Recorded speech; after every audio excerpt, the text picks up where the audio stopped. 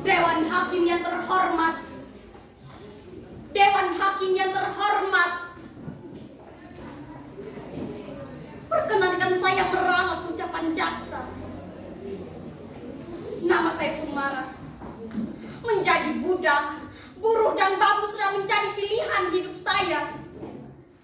Bertahun-tahun saya mencilati kaki orang, merangkak dan hidup di bawah kaki orang. Bertahun-tahun saya tahan mulut saya lipat lidah saya agar tidak bicara. Karena bicara berarti bencana. Bagi perut saya, perut simbol dan juga bagi para majikan. Jadi tolong Dewan Hakim yang terhormat, izinkan saya mendongak dan membuka suara. Jangan ditahan dan jangan ditanya. Kalau waktunya berhenti, saya akan diam. Saya akan diam selamanya.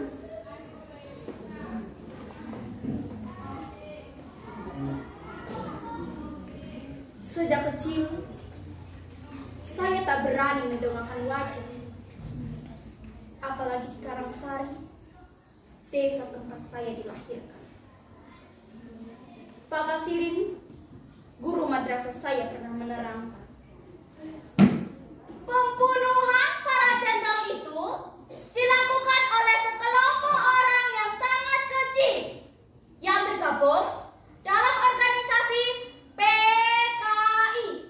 PKI itu benar-benar biadab. Untuk itu dihapus dan dilarang berkembang. Seluruh anggota PKI dihukum.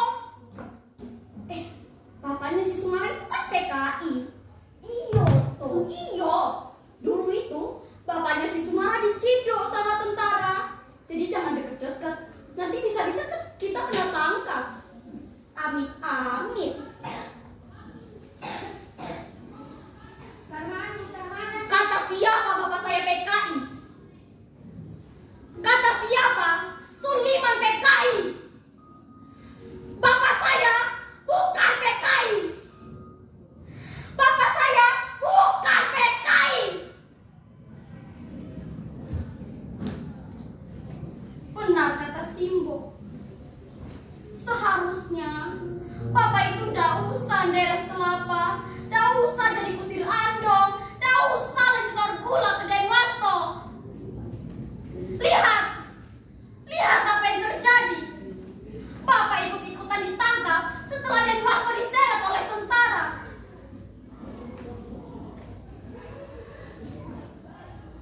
Dewan Hakim yang terhormat, jikalau memang benar bapak saya bersalah, lantas apa iya saya, Simbah dan Simbo juga harus menanggung dosa itu selamanya? Dikucilkan, dirampas hak kami, sampai terdepak di negeri sendiri.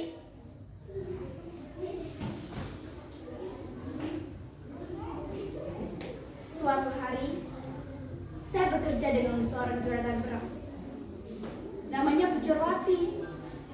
Dari bekerja dengan juragan beras itu, saya berkenalan dengan seorang lelaki yang kemudian saya jatuh cinta kepadanya. Namanya Mas Edi. Dia seorang tentara. Hati saya semakin bersemi, manakala saya tahu ternyata Mas Edi juga menaruh hati kepada saya. Rasanya hati saya melambung tinggi sekali. Namun untuk kemudian kembali terdapat jenjang ke jurang yang curam. Saya tak bisa meneruskan cinta saya dengan Mas Edi. Saya tak bisa menikah dengan Mas Edi. Mas Edi mundur teratur setelah mengetahui sejarah keluarga saya. Sebagai tentara, harap hukumnya jika memiliki istri seperti saya. Rasanya saya ingin lari. Saya ingin lari mana bayangan bapak tak lagi dapat mengutip hidup saya. Akhirnya melalui perantara seorang calo, saya mendaftar sebagai seorang TKW. Segala cara saya penuhi, mulai dari biaya kelurahan dan menangkap kantor imigrasi biro tenaga kerja dan segala tetek lainnya. Yang ternyata begitu panjang ceritanya. Akhirnya Inilah saya, Sumara binti Suliman, seorang TKW dengan predikat NEM tertinggi, jadi budak di negeri orang. Aku hafalkan rumus-rumus rumit matematika, kosinus tangan diferensial dari mesin cuci, archimedes jadi cara menyetrika baju, ikotil monokotil jadi irama kayak pel, teori pidato jadi omelan para majikan. Mana cerita Pakasir tentang pribadi bangsa Indonesia yang ramah tamah gotong royong kekeluargaan? Mana? Ternyata segalanya hanya bisa dibeli dengan uang. Segalanya hanya bisa dibeli dengan uang.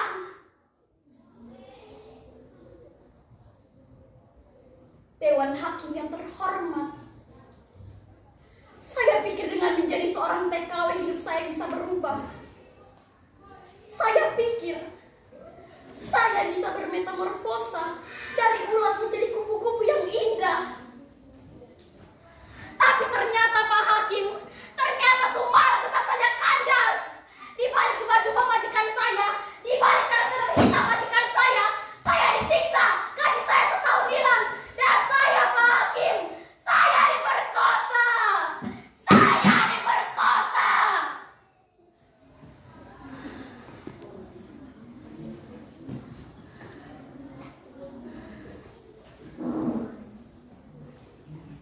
Namun, saya harus berani mendongakkan kepala, ludahi mereka yang merendahkan saya, dan mengambil pisau untuk kemudian mata pisau saya hunduskan ke jantung hatinya.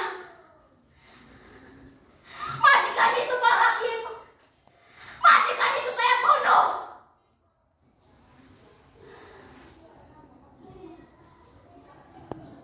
Inilah saya, nama saya Sumara.